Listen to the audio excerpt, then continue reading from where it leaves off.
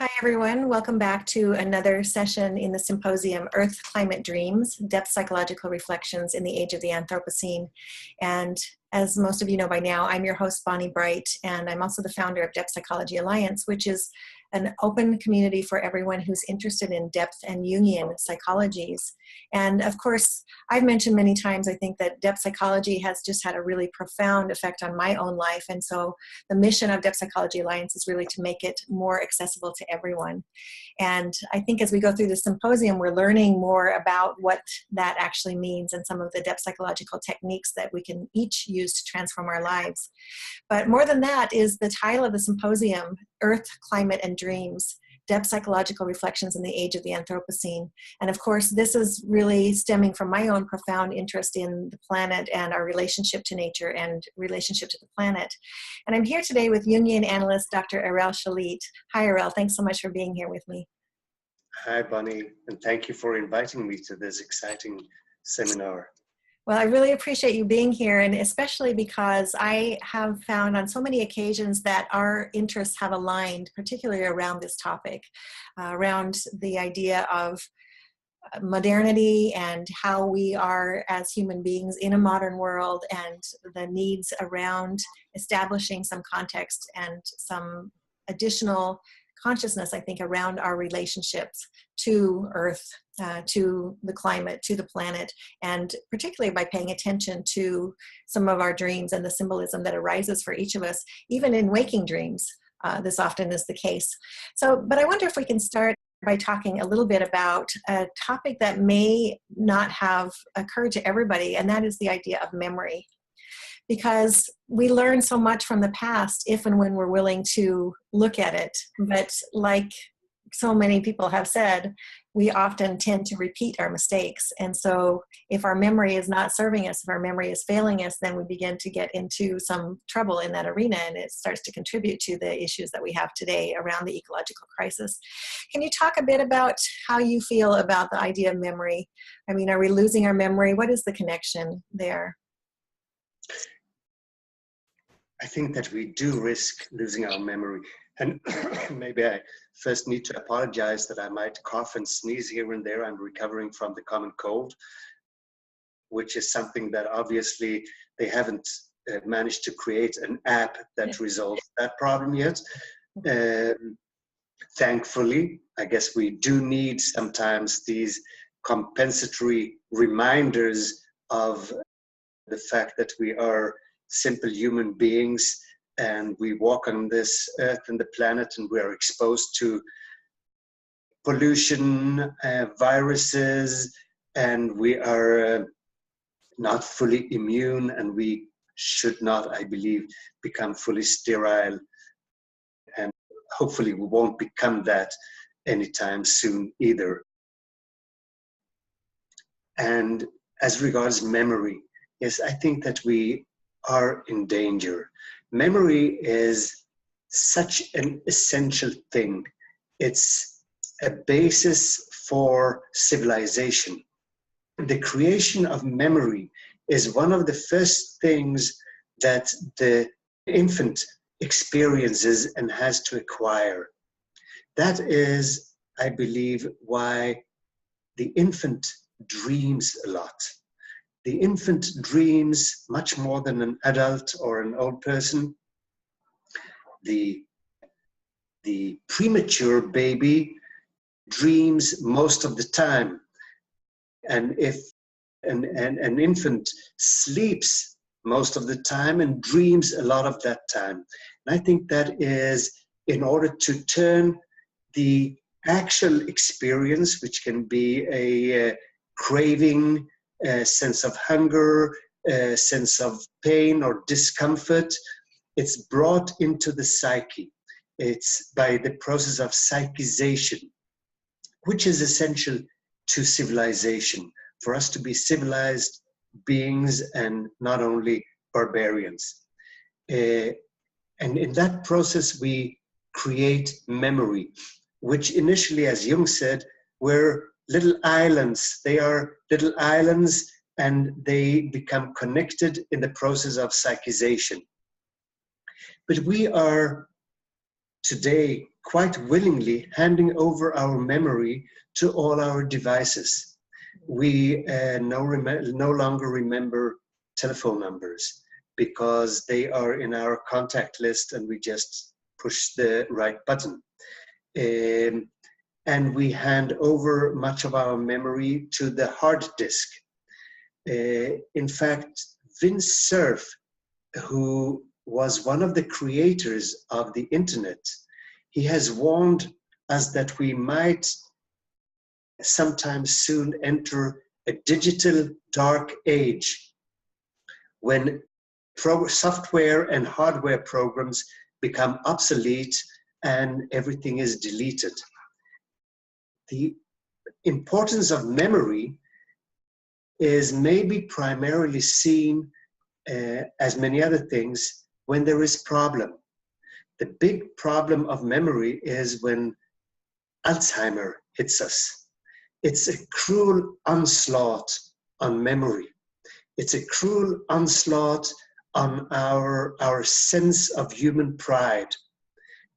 In Alzheimer, we lose much of our human pride. We lose much of whom we are, our sense of identity. It's mostly visible for others, and the person, him or herself, may not always, except in maybe initial stages, be aware of it. But in a way, we run the risk of entering an Alzheimerian era where we willingly turn over our memory and leave it to the devices. And I think that might be a big danger. Well, you know what? I'm laughing to myself like crazy over here because in my excitement to jump into the topic and to have this conversation with you, I realized, of course, that I forgot to remember to read your bio, which I had promised to do for everybody so that we would have some context for you. So I'm going to do that now, but I want to come back to the idea of memory and whether or not we are actually handing that over to machines and what that might mean for us as a collective. So let's put a placeholder right there for just a second, and then I'm going to go back and read the bio now. And it's really quite ironic, is it not, that this was the topic that I kind of launched into right away. But it speaks to something that's really important, I think, in our culture, and that is both the pace at which we move, sometimes our lack of capacity to really be centered, particularly in front of a machine. So here I am in front of my computer watching you on the camera and moving windows around and doing all kinds of juggling to try to get to all the information and things that I need while still looking at you. And I just want to share that with our audience because, frankly, I think that it's a very interesting image, I think, of just where we are sort of in our culture today in our relationship with machines and memory. And we sometimes need to forget things as well. Yes.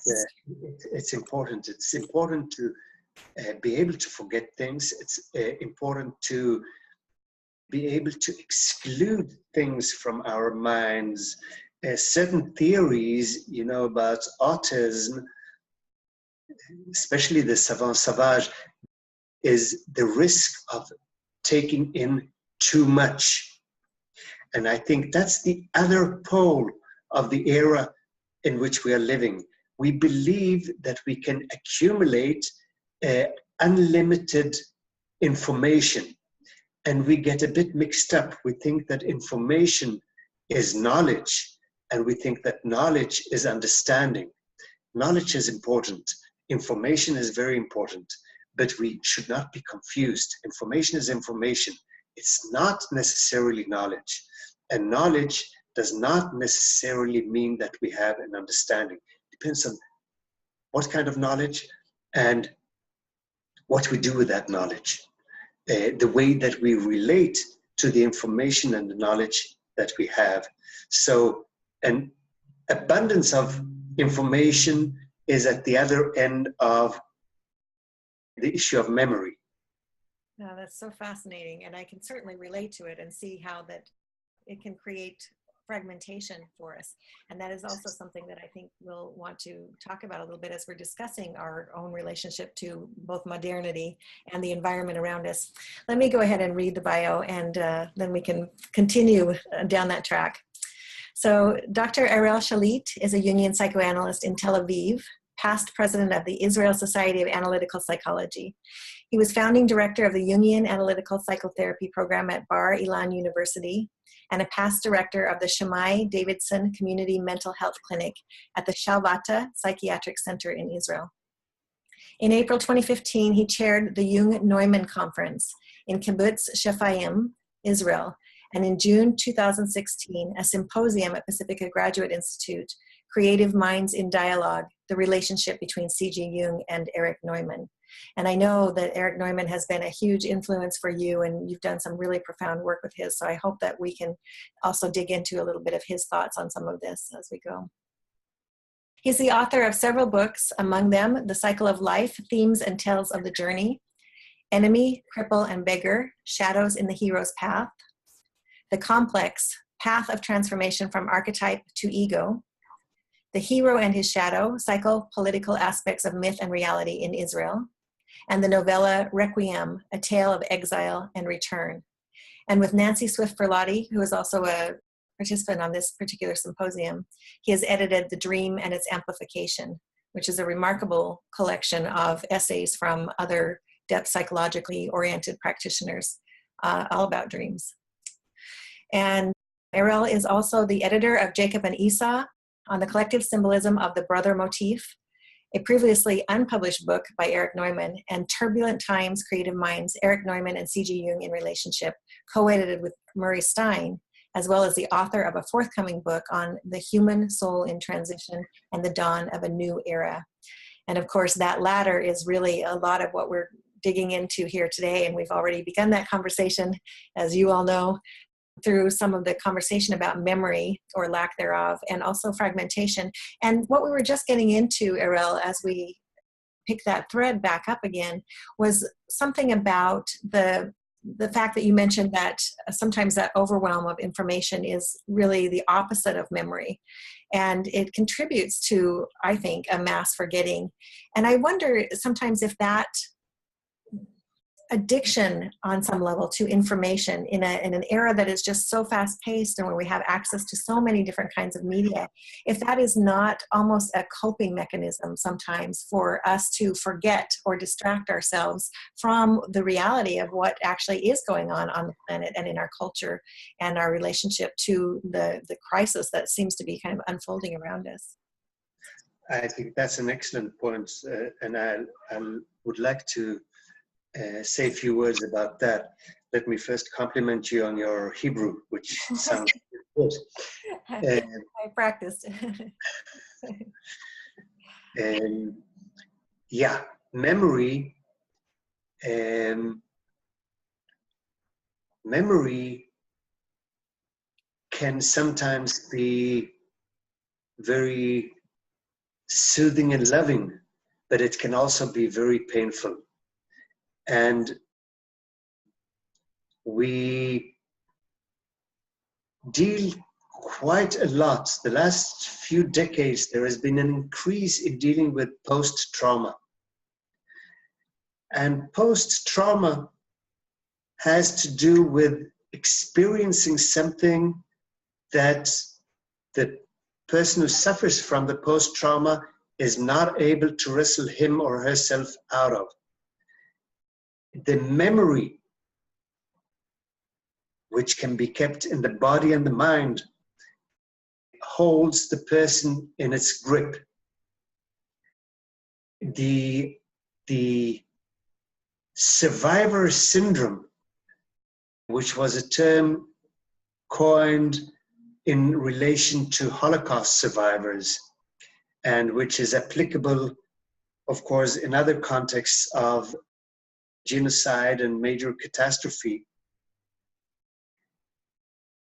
makes memory unbearable, creates so much pain that it has been suggested to develop the forgetting pill, to take the pill that makes you forget and therefore disconnect from the trauma. Well, it might be that if we have experienced severe trauma, we would love to just forget it. But we do pay a price for the impact of human interventions where we not always should intervene in such drastic and maybe somewhat simplistic ways. If we lose our memories, we are not going to lose only the memory of the bad. We inevitably will lose the memory of history. We might enter a memoryless age, and memory and history began when the human was able to put things into writing, when the oral tradition was kept generation after generation, added to that the writing, and we, with the abundance of information that we often search intuitively, associatively, jumping from website to website, for instance, we accumulate often at a very superficial level information that gives us instant gratification, which is not necessarily bad if it, unless it becomes the absolute dominant, which I'm afraid it has become or is becoming. And therefore, memory of what was gets lost. There is a wonderful story, by the way, a Japanese story about the burning fields, where the story goes like this, that the villagers are down in the village near the sea celebrating, the harvest, and only the old grandfather stays watching his rice fields on top of the mountain. He's there together with his grandchild. Suddenly he calls his grandchild and gives him a torch and tells him to put the rice fields on fire. The grandson says, "Grandpa, what's happening? You're going crazy." And the grandfather himself then starts putting the rice fields on fire. And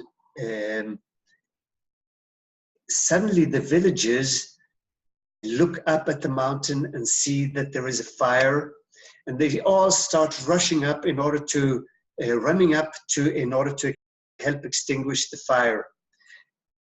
And the grandchild tells the villagers, "Grandpa went totally crazy. He's the one who put the rice on fire." And the grandfather tells the people, the villagers, "Look out over the sea."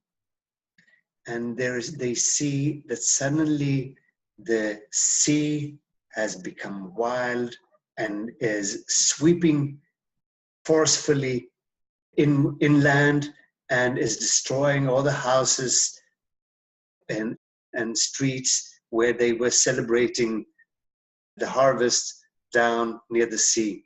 He was the only one who remembered what a tsunami is. Everybody had forgotten. So memory is essential in so many ways. And I think this story has such an impact, especially since we have experienced the tsunami a decade or so ago with its horrendous impact. Yes. And so just to add another word about memory and post-trauma, I think that in the modern era, and have moved into the postmodern era, or I mean, the boundary may be very fluid. In the modern era, humanity experienced so much pain by totalitarian regimes, by Nazism and fascism, and so much death and destruction made by the perfection of machinery and the killing machines, that as a compensation, I think we often try to avoid the pain that comes with memory, and that that post-trauma is maybe the insignia of painful memory that we are experiencing in the world. Yeah. Yes, your mention of this forgetting pill, which has been discussed, I think, in some circles. I'm not sure if everybody has heard of that widely. I heard about it first a few years ago. But the idea that we could just take a pill and cause ourselves to forget, it just seems like it's opening such a Pandora's box, because that is the very thing that we can't predict, a few years from now or a few generations from now, how much we'll desperately need those memories, just as in the story of the Japanese man in the fields, which is a beautiful story, by the way. And I think stories are just so powerful for helping us to learn something. But you also mentioned the idea of how we tend to increasingly just sort of flip through websites and go very quickly from one to the next to the next. And there have been a number of books even that have come out recently that are talking about how that very thing is potentially even changing our brains. Like the plasticity of our brains is no longer as good as it used to be in order for us to be able to retain things and learn new things, because we can't read beyond a paragraph on a screen before we get distracted and go to something else. So it's kind of interesting how these so-called solutions that modernity is presenting to us, somebody's got a great idea for everything, but they're part of the problem. I mean, it allows, technology, for example, allows us to connect. Here we are now across the world from each other, quite literally, and discussing here. And then, of course, anybody who's watching this might be found in any far reach of the world. But I wonder if you can say a little bit just about the relationship, since we're on that topic, of between the human psyche and the machine, because this whole idea of, and modernity is more than machines. The pill is not a machine, but I think that this is a critical bridge into how we can begin to understand what it is that we're actually doing to ourselves on some level. Yeah, we won't do without technology. And I don't think that we can, in general, most of us go back to or escape into an era without machinery, technology, etc. There are definite advantages both with machines and with technology. I think the question is one of balance. And we've always had machines. That has been part of the human development, to invent and develop machines as an extension of the hand, as an extension of the brain. I have personally no problem with that. My problem begins when the machine becomes the master. When it's true that also when man, mainly as the male, when man is master of the machine, the man may definitely abuse the capabilities of the machine. But when the machine becomes master, we move into a different era. The height, the peak of the modern condition in its transition to the postmodern era, I believe, was Auschwitz and Hiroshima. In Auschwitz, man, the master of the machine, perfected the machine, the killing machine. He mastered it to perfection.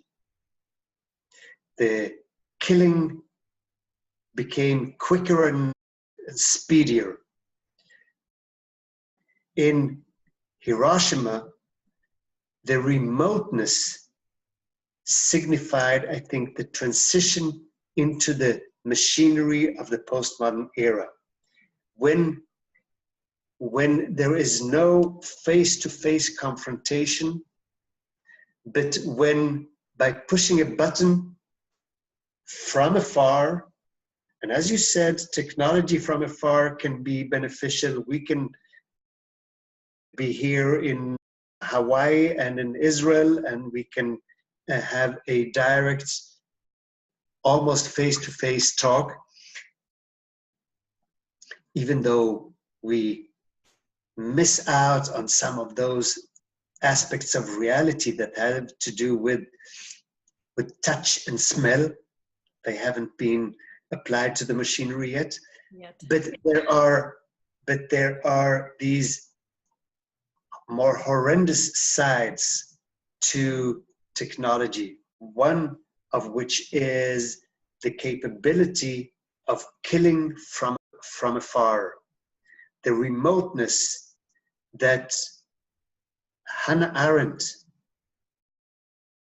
spoke about already back in the 1960s, the remoteness that enables the emotional distance and enables killing and destruction at a much larger scale than when people had to fight, which was bad enough, face to face. So I think there is so much that we need to keep in memory, that we need to be aware of.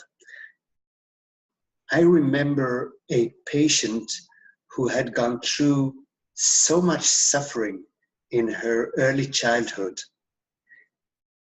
And she repeated over and over again stories, horrendous stories of what she had experienced. Unbearable to her, unbearable to the witness. But as she said, I need to remind myself over and over again of the pain that was there in order to be constantly aware of the meaningfulness of the life that I'm living. Well, I think that you're pointing to something that we need to discuss and probably is the right time for it to come up now. And that is, in the midst of everything that's happening and this mass kind of loss of memory on some level, or the overwhelm that we're enabling on a day-to-day basis through all of these things that we're discussing, it points on some level to something that I've heard you talk about many times and that has had a really profound influence on my own thinking and writing over the years. And that is the idea of what you call a transient self. And the idea that we are not necessarily in our modern culture rooted in these images of interiority and reflectiveness that we need to be rooted in. And so when you tell me that story, I understand that she is rooted in something that, yes, it's painful, but the key idea there is that she's actually rooted in something. It's giving her some kind of context. And therefore, when we have context, we also have meaning. So can you say more about that idea of the transient self? Because I think this is such a critical piece of what we're here to talk about. Yeah, I think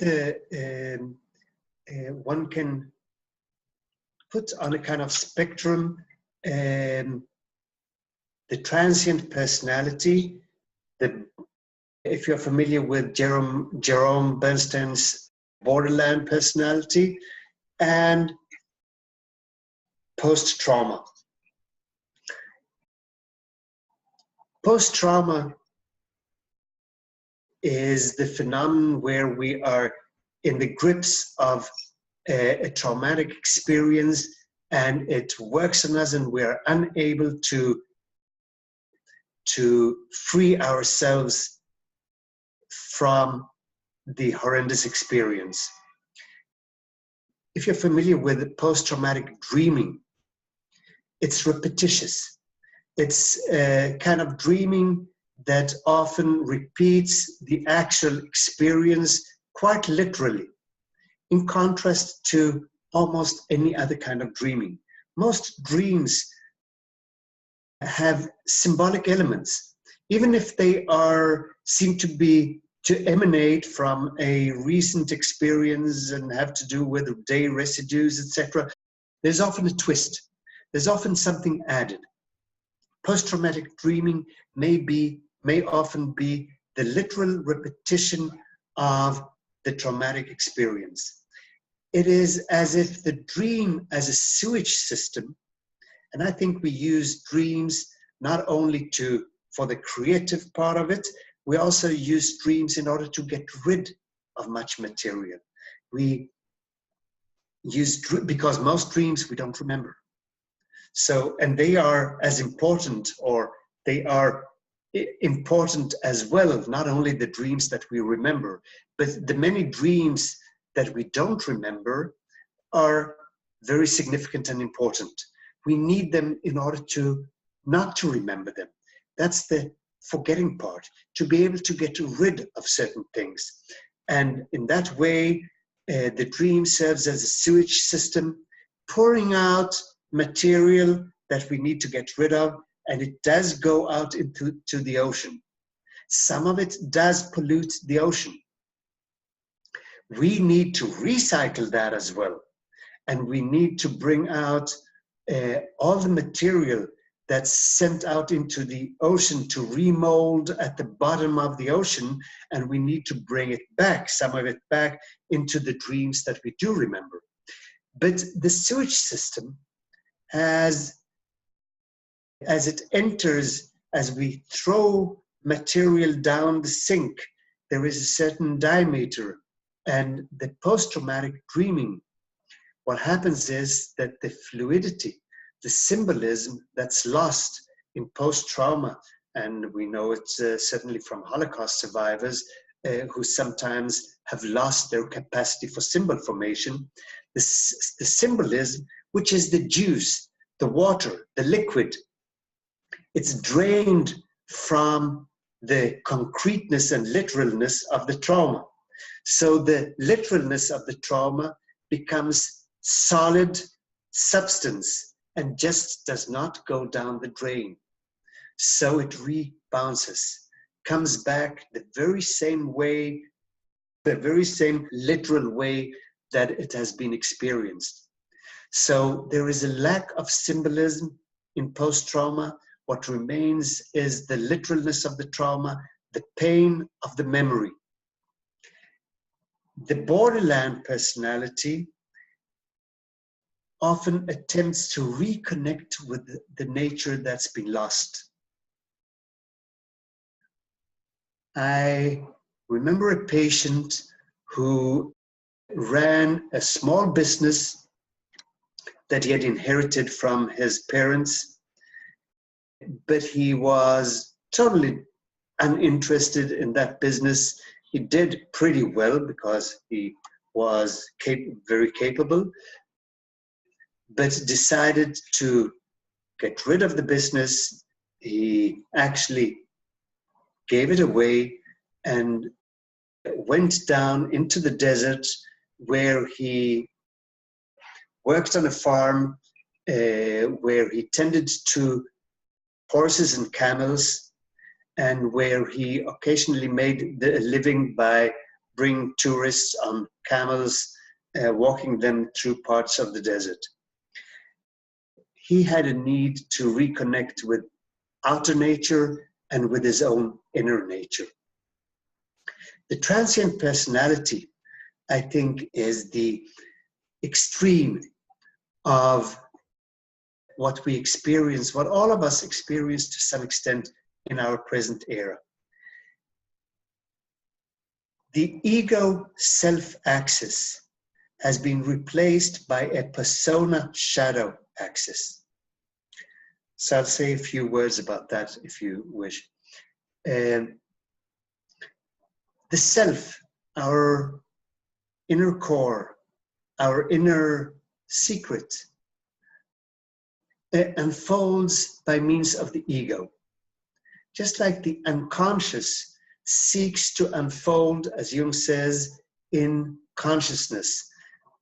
The self, our inner potential, seeks to unfold and does so by means of the ego.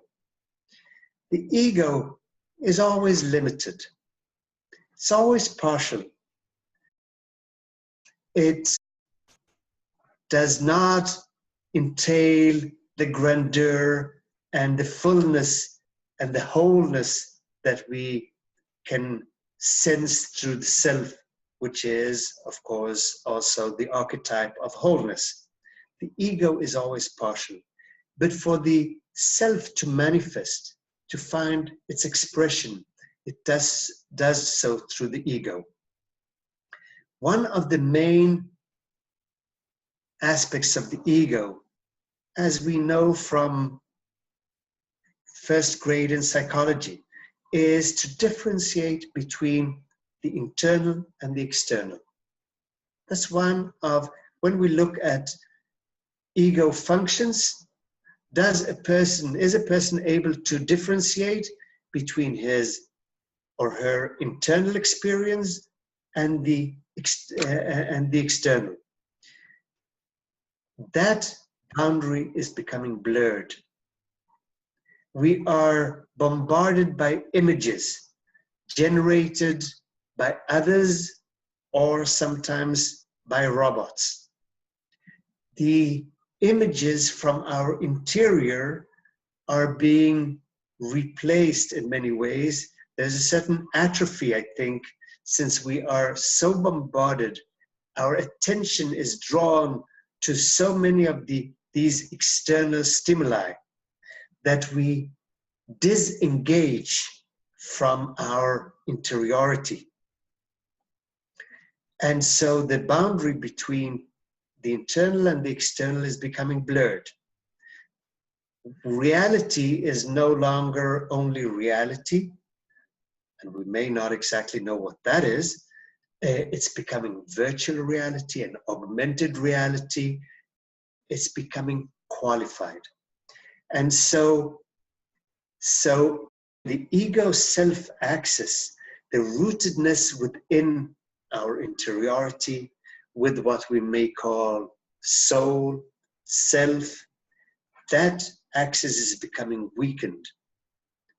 And what happens increasingly is that it's being replaced to some extent by an axis between persona and shadow. Persona, our appearance, our external appearance, and the shadow side, the side that we usually have often tried to avoid or not let free in the public field. With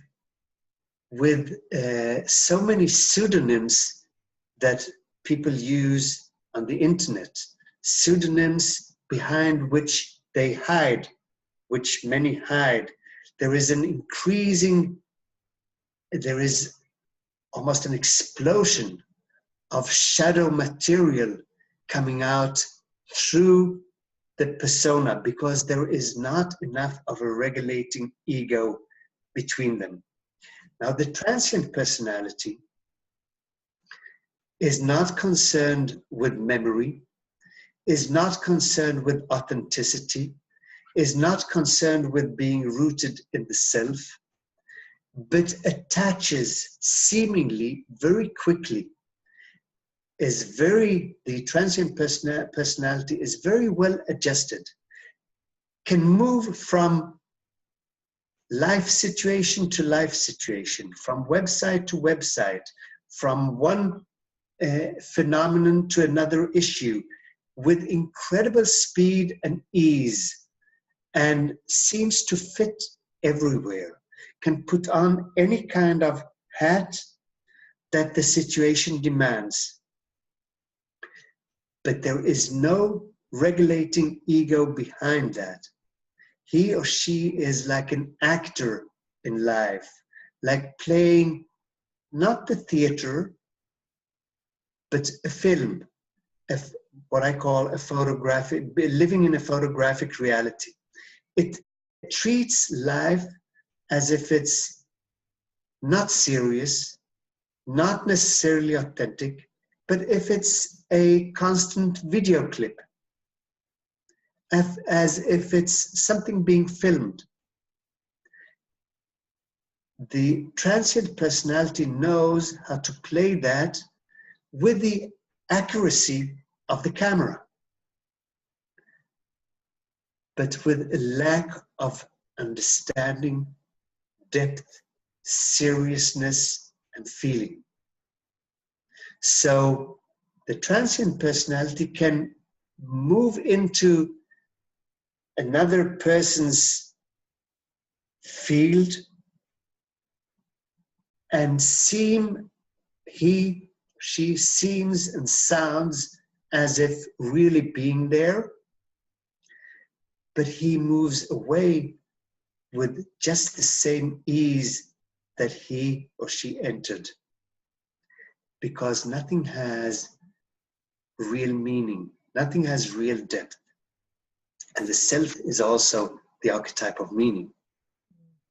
Yeah, I think what you're getting at here, what's arising for me at least, is the idea that we are no longer engaging.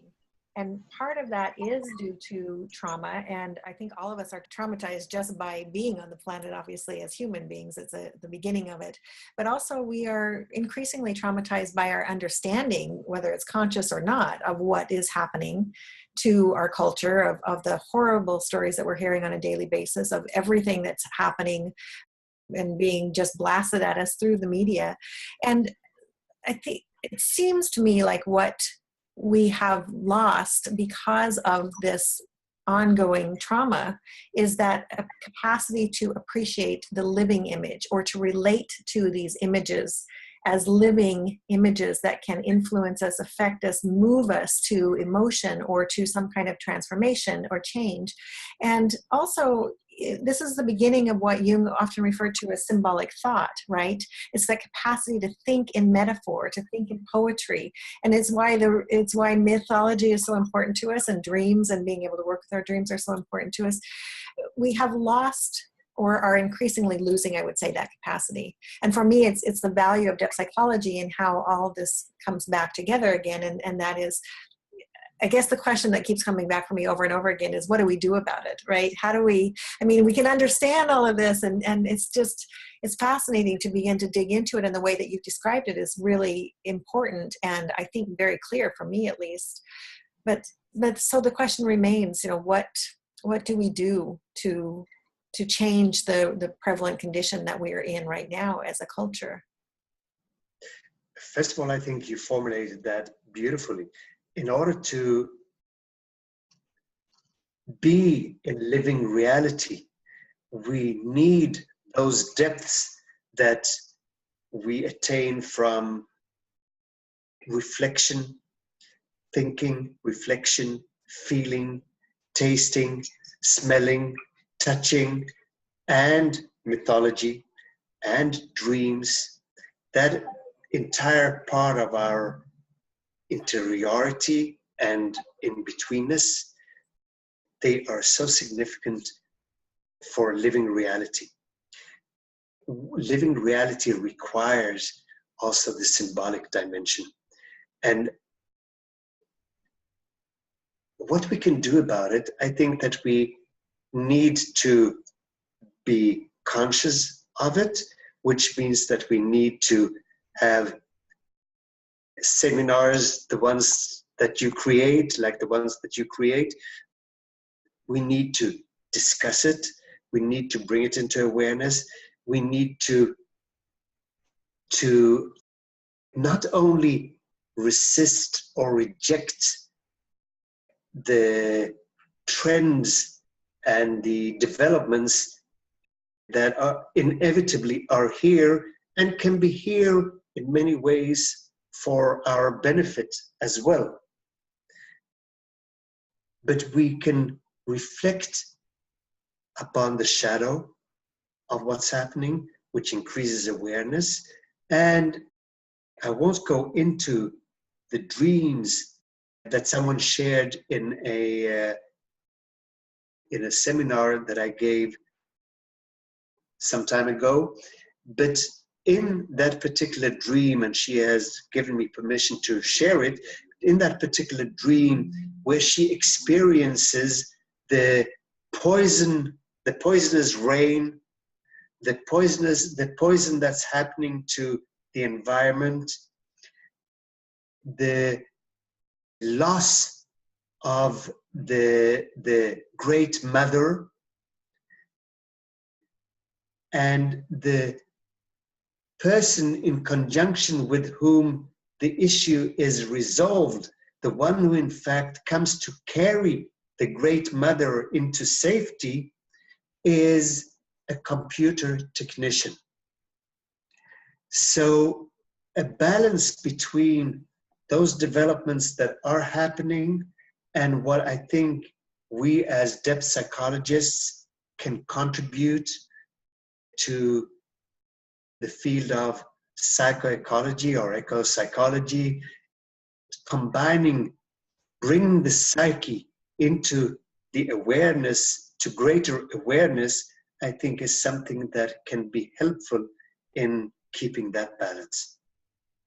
Absolutely. And that is the work both of depth psychology and of each of us, I guess. Anybody who's listening to this today, I have to say, I think there's a call that is coming forth that is really profoundly important at this time in our lives. In fact, critical if we indeed want to change the way that we're going and just increase our consciousness around what our options are as well, because we do have options. I feel hopeful. You know, it's hard sometimes to think about all the things that are going wrong and wonder what exactly is going to happen. But there's so much to think about that's also wonderful. And particularly that's where those living images come in and the capacity for that symbolic thinking. I agree with you, and I personally, I have my doubts, but also my hopes. And most of us are familiar with the quote by Jung that the human psyche needs to be studied because it's the cause of all future evil. Yes, we may cause a lot of evil unless we study the psyche. And bringing the psyche into the world is something that can create hope.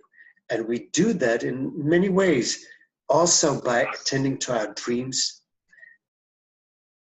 by, I like to call it restoring the self, to restore the self by means of the stories that we can tell and share and hopefully have a certain impact, a balancing impact on where the world is going.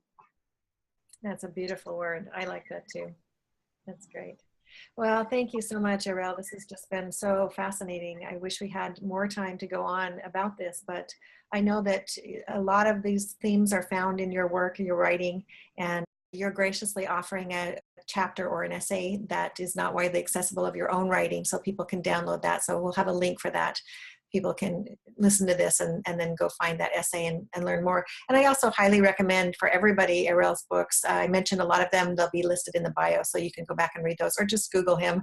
They're all on Amazon or other outlets and venues. But really, I mean, your work, Erel, has just been, you have such an incredible body of work. And it addresses a kind of a broad range of topics, actually, but they all often come back to these same kinds of tenets that have, again, just been such a powerful theme for me, and I think are very global in their reach and very archetypal. So it's wonderful work. Thank you so much. Thank you, Moni. And just for everybody, just as a reminder, you can find, actually, Erel, you're very active on social media, so there we go. You can find Erel's work not only online, but you can also find more about him. Your website is www.eshalit, that's spelled E and then SHALIT.com. And of course, people I mentioned can buy the books under Amazon, and you have your own listing there of all your works. You're on Facebook, and people can look for you at erel.shalit. On Twitter, you have an account, Erel Shalit, and also you have a blog on your website, and that's at erelshalit.com. So I have a feeling, and I haven't tried this because I know where to find you, but I have a feeling if people Google you, you'll be there. So it should be easy to find you. It's great. Wonderful. Thank you again for spending some time with me today, Erel. Thank you, Bonnie.